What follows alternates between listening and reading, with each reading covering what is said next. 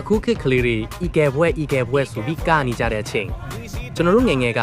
rich ချေဆိုတဲ့အတန်ကြားတာနဲ့ခြေပြားလေးကအလူရားလာတာကြတာကျွန်တော်တို့ခေတ်ပေါ့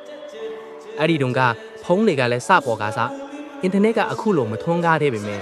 နေမာရဲ့ဗီဒီယိုလေးတစ်ပုဒ်ကိုရအောင်တောင်းပြီးရင်တစ်ခေါက်ပြန်ကြည့်ပြီးကွင်းထဲကိုပြေးခဲ့ကြတာပါ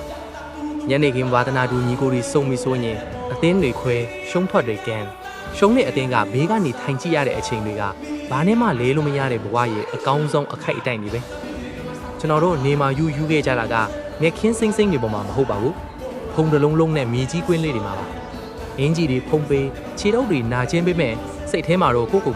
ဆန်ဒိုစ်ကွင်းကြီးထဲမှာကစားနေတဲ့နေမာတယောက်လိုထင်ခဲ့ကြတာပါအခုခေတ်မျက်ခင်းတူဘောကဘဝတွေကတတောင့်တတရှိလာပေမဲ့ဖုံထူကွင်းလေးတဲကပေးခဲ့ရတဲ့ချွီးနဲ့ရေမောတန်တွေကိုတော့ဘယ်တော့မှအစားထိုးနိုင်မှာမဟုတ်ပါဘူးအဲ့ဒီဖုံထူတဲ့ကွင်းလေးမှာကြံ့ရစ်ခဲ့တဲ့ကျွန်တော်တို့ရဲ့လူငယ်ဘဝကိုတော့အမြဲတမ်းတန်းတနေမိအောင်ပါခင်ဗျားရောအဲ့ဒီခေတ်ကိုပြန်သွားခြင်းသီလား